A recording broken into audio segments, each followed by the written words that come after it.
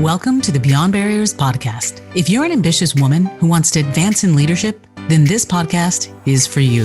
This podcast is co-hosted by Nikki Barua, digital innovator, serial entrepreneur, author, and speaker, and Monica Marquez, senior corporate leader, ex-Googler, and diversity expert. From inspiring stories to cutting-edge strategies, you'll learn how to develop the skill set, mindset, and tool set to get future-ready fast and accelerate your success. Hi, everyone.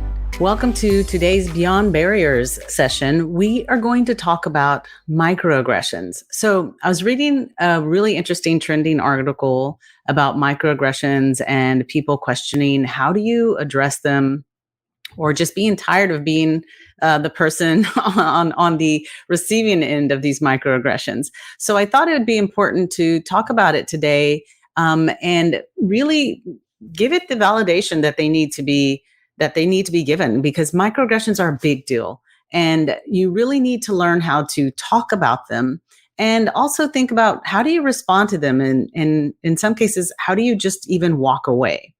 So the reason it's so important is because every time that we allow something that bothers us and makes us feel less than, and you let it slip through the cracks, because it's uncomfortable to address it or it's awkward in that moment, we give a little piece of our power with that unaddressed transgression. It's like death by 1,000 paper cuts, right? And one of the most significant challenges in the workplace, in everyday life, for that matter, is that women women of color and other minorities have to learn to cope with them strategically and then manage those microaggressions. So let me back up a little bit. If you're not familiar with the term microaggression, it's also known as microassaults, microinequities. They're basically seemingly unintentional, innocent transgressions, or in some cases could be intentional comments that are directed towards a person. And it's usually a marginalized group, such as women, that are inherently hostile or derogatory in some cases. And this definition is attributed to Dr. Daryl Wing Su. He's a psychology professor at Columbia, and he studies and writes on the topic of microaggressions. Now, microaggressions are kind of what it sounds like. They're not full-on aggressions, kind of blatant in your face. They're micro. They are so micro that they are subtle, and that, and even the most well-meaning person can unknowingly cause harm just because of unconscious bias, and you make an insensitive comment and don't even realize it. Now, dealing with these energy-draining, disempowering comments can take a toll on you. Like I said, death by 1,000 paper cuts. You see, when you experience microaggressions, your body actually internalizes them on a physical, psychological, even in some cases, spiritual level. And researchers believe that specific gender-based microaggressions can also contribute to imposter syndrome and self-doubt. So marginalized communities like women, minorities, LGBTQ, you name it, all of the dimensions of diversity, when you experience this, it can lead into those feelings of self-doubt and really cause harm for yourself. And here's what I mean. So for some of you who might be saying, what are microaggressions? What do they look like? Here are a few examples. Have you ever been asked to join an important meeting? Not because you'll bring tremendous value, like when you say, sure, I'll join. How can I be helpful? What do you need me to present on? And then you hear them say, well, actually, no, it's because our client is big on diversity and we need representation at the table. That can be a slight, like, okay, I have a lot more value to add than just be sitting at a desk at the table so that it looks more diverse. Or you're in a meeting or a conference and someone starts mansplaining, especially it's after something that you've just presented or talked about, and then somebody kind of breaks it down for you, even though you already know what it is. As a woman, you may experience that sometimes of maybe you're also in a meeting and you're asked to take notes in a meeting, or you're put in charge of, hey, can you make arrangements for snacks or beverages? But you look around and none of your other male colleagues are ever tapped to do the same thing. Examples are like walking down the hall of your company headquarters and looking on the wall and seeing all of these senior leaders who are getting recognition and accomplishments, and all you see are pictures of, white cisgender males and not a single female, or not, or especially a person of color. So that in and of itself, maybe it's not a comment or something that was intended, but you have to be careful of things or actions that send subtle messages. Another one that I love is the idea thief. In a meeting, someone that repeats what you just said, maybe 2 minutes ago or a minute ago, and they get all the credit for it, or all of a sudden people start nodding their heads or telling them, oh, that's a great idea, when you just said it. So think about that. Another one is simple, like people don't even realize this. Maybe you're in a crowded networking event and a guy walks by you and he gently places his hand on, your waist or the small of your back or on your shoulder to kind of excuse himself and move around. But then you see him 2 seconds later walk by a guy and he puts his hands in the air, kind of like, oh, I don't want to disrespect you. And it's kind of like, why couldn't you have done that for me? So these are the things that, can be microaggressions. And then, of course, there are the derogatory comments or funny jokes that might be a joke for, a joke to somebody, but they're actually demeaning to somebody else, or even if they're not intended towards you and it's just a general comment. So just remember, I could go on and on. Many of you have probably experienced many of these microaggressions. And if you're nodding your head to any of these, then yes, you've experienced that microaggression. And I'd love in the chat if you all can share some examples of things that you've experienced yourself that, are examples that others can learn from. So as you can see, they can run across all dimensions of diversity: race, ethnicity, gender, sexual orientation, disability, generational, kind of like, oh, you're so old and slow. You have to be careful, because in the workplace, someone who is older or isn't as tech savvy might feel that microaggression, and that even though your intent was totally innocent or to be funny, the impact on that person can be extremely negative. So we have to be very careful that, each individual instant may not be harmful in and of itself, but they're subtle and they're insidious. And the accumulation of these microaggressions is what really impacts individuals, especially women and minorities. So what I really want to share with in this episode is, we're going to smash these barriers and learn how to address them and go beyond them. And because you have to first always, start addressing them. They're teachable moments. If you let them slide, they're going to continue to happen. And you have to, maybe pay it forward for the next individual who may be experiencing it, or who may be almost about to experience it. Maybe you'll stop it by educating that individual who may have, accidentally insulted you, but you gave them that teachable moment. You graced them with that opportunity to learn. So first and foremost, always, always remain calm. Now, I know it's easier said than done, because I can get very kind of emotional. And, when you do get emotional, it's not resourceful. Because when you try to respond, and if you get emotional, then you may be kind of just, written off as that, oh, you're just being emotional, and they're not going to listen to what you say. So in order to have a super productive conversation with someone, or just, make a comment, is that remaining calm in that moment to just say, hey, what you just said really, offended me. So first and foremost, staying calm. If you can't stay calm in that moment, if you feel your blood starting to boil, then don't address it at that moment. It is okay. Like I said, you don't want to let it slip through the cracks and let it just bridge like water under a bridge, but take a moment to get your self-composure. And then when you're ready to speak about it, then pull them aside and have that conversation. Now, second, the most important thing is approach them by giving them the benefit of the doubt. Remind yourself that, the person probably doesn't actually mean any harm. Again, they had no malintent, but the impact was negative. So here's the thing.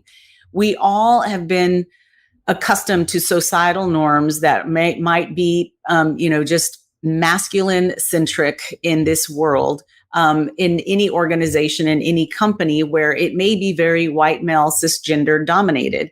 And just because they, from a just environment perspective, those behaviors may have been accepted in the past and may have even been encouraged, joking like this, just kind of pander. But just understand that that might be the norm and you have to help disrupt that norm. And so again, if someone is asking you like to take notes, it's probably because there's an unconscious bias there that they aren't even aware of that they're doing. So calling them out on it is that teachable moment. Now, if what you want to avoid is defensiveness, because if they become defensive, or if we, lash out and they become defensive, then again, it's not going to be resourceful and it's not going to be a productive conversation. So come from a place of awareness and service to teach. I always call these teachable moments. It'll allow you to have or to start a conversation, where you're kind of sitting on the same side of the table, opposed to being opponents on opposite sides of the table from one another. And remember that it's going to be totally subjective to that moment and where you are. So that may mean, again, taking a deep breath and saying, okay, let me address this. Don't let it slip, because then you allow that to be taxing on yourself. And you might say, oh, I don't want to deal with it. But later on, if you find yourself thinking about it, that's really taking up your energy, and it's stealing energy from you, or moments that you could be expending that energy on something else more productive. So you don't ever want to be in that moment of like, oh, I should have said something. Say something. And if you do find yourself in that situation where 30 minutes later, an hour later, you're like, I should have said something, then take that moment to actually pull that person aside and say something, or shoot them an email and saying, hey, I just want to bring to your attention XYZ. So how do you do that, right? So when you do pull that person aside, or you are going to, shoot the email afterwards, when you do it, the first thing is you're going to call it out, right? But you're going to do it respectfully. And remember, when you do that, it's the language might be, I don't know if you realize this, but when you said X, it was hurtful, or it made me, it made me doubt myself, or whatever it is that you were doing. Be specific on be specific on what that action was. Don't make gross generalizations of like, you were sexist, or you are a racist, or anything of the sort. Don't make those assumptions or gross generalizations. Be specific in saying, when you said X, or when you did X, or, whatever that was, be extremely specific. And that way you are really kind of talking about what is it that actually had that negative impact on you. And then explain how their statement or their comment or their action made you feel. So I felt offended when, or I felt marginalized when, or I felt like you stereotyped me or put me in a box when you may ask me to take notes and I was the only female in the room. Remember, use that as a teachable moment. So when you're specific and you explain on how it made you feel, those are facts. They can't change those things. So hopefully the person starts, will take this to heart and they'll adjust their behavior so that it doesn't happen again. And you're paying it forward to the next person so that they maybe are a little more cognizant whenever that is happening. Now, again, when you do this, remember, remain cool and calm, stick to the facts. And in some cases, maybe a little bit of lightheartedness, right? It can go a long way, but the one thing you don't want to do is cross that line and be too lighthearted about it, because then you'll defeat the purpose. You could say something like, I know I have awesome note-taking skills, but I took notes last time and I'd really like to engage more in this meeting and share my perspectives. And when I'm busy taking notes, I can't engage as much. So can someone else take notes? That is exactly what you can do. That's how you can defer it and teach them like, hey, I'm always being called on, and can somebody else? But that kind of language, you're not necessarily addressing the microaggression and saying, hey, why are you picking on me because I'm the only woman? But you are putting it in a different way of like, hey, I took notes last time and this time I really, truly want to engage. So can somebody else do it? And leave it at that. So the great thing is when you take control and you own your authority, when you're faced with a microaggression, that person's going to learn. And hopefully they're not going to make that mistake again. So that teachable moment will actually help them grow. And best of all, when you create awareness by standing up and addressing it, they'll start to recognize other microaggressions in the future.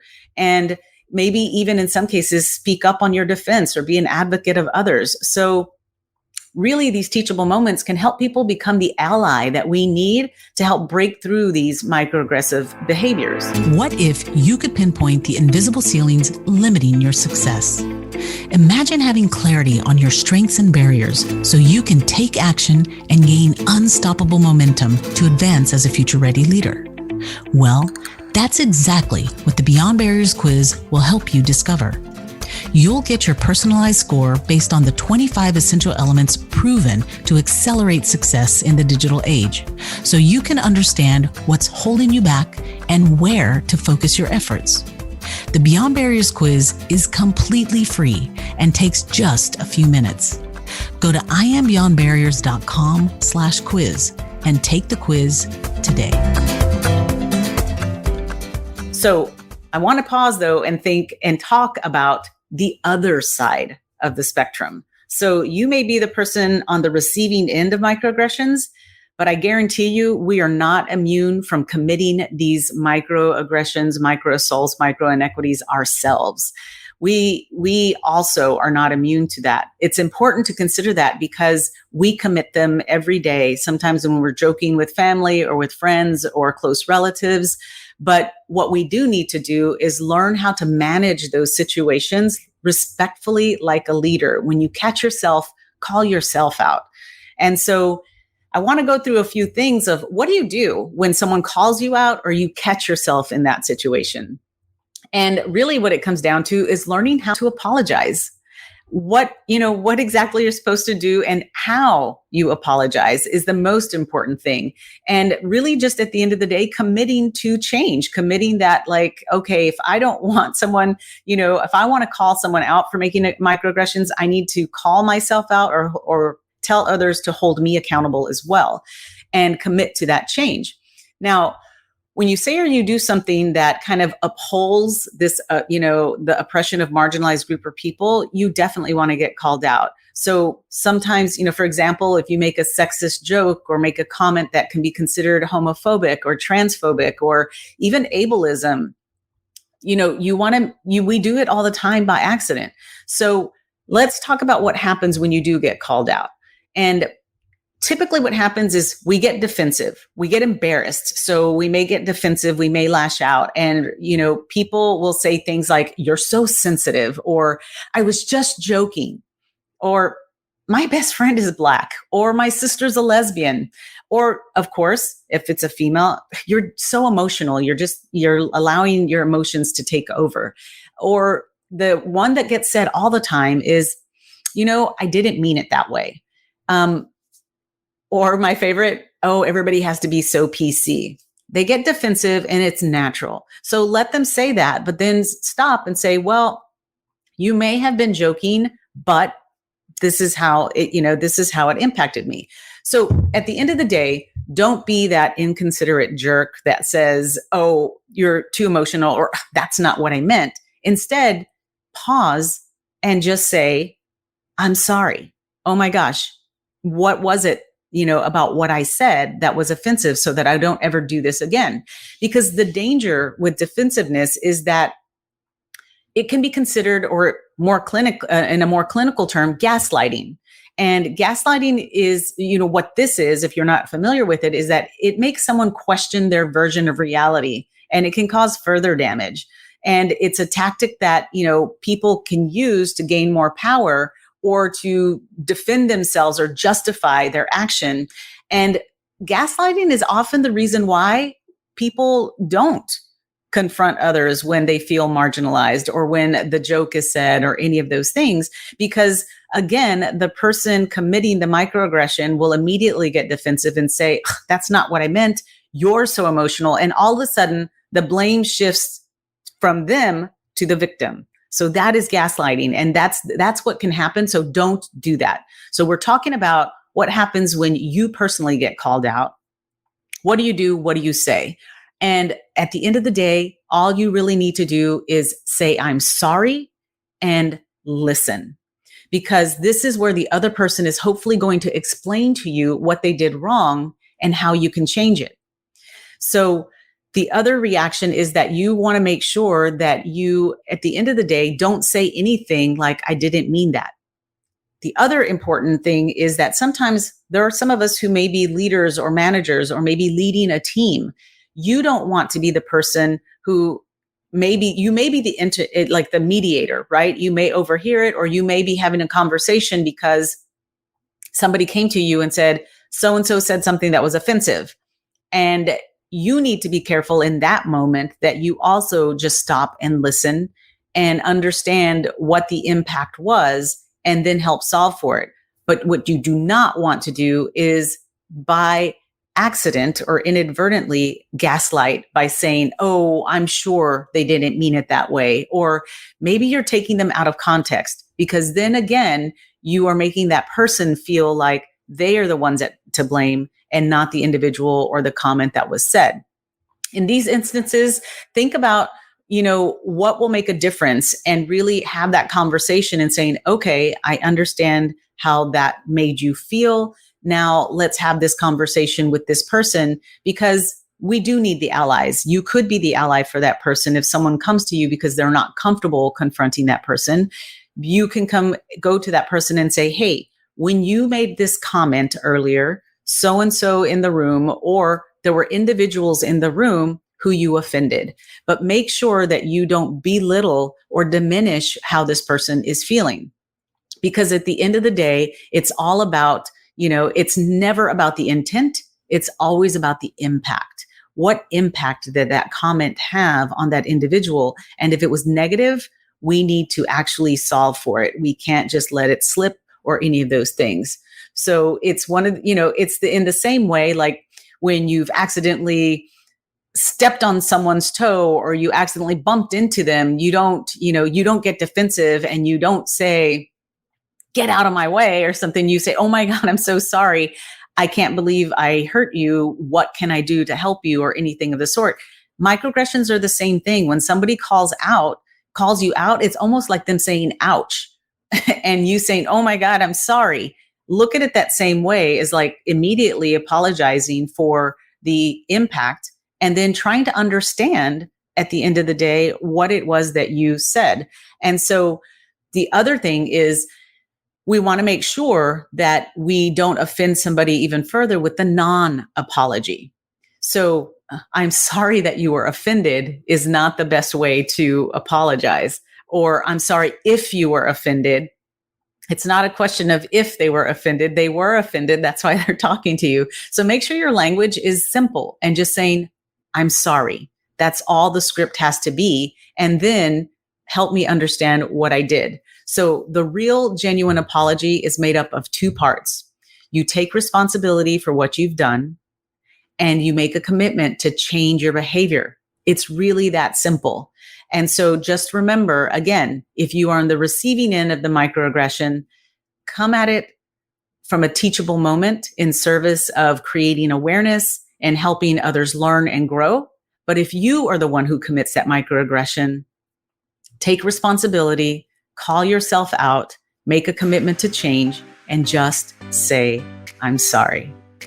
I hope you found this helpful. And if you'd like to listen to it again, you can tune in to our podcast or go to our website, iambeyondbarriers.com, and read up more. Thanks a lot. Thank you for listening to the Beyond Barriers podcast. There are thousands of podcasts out there, and we are so grateful that you've chosen to listen to ours. If you enjoyed the show, please leave us a rating and tell a friend about it. And subscribe to get new episodes every Monday, Wednesday, and Friday. Visit iambeyondbarriers.com, where you'll find show notes, links, and the best way to connect with our guests. See you next episode.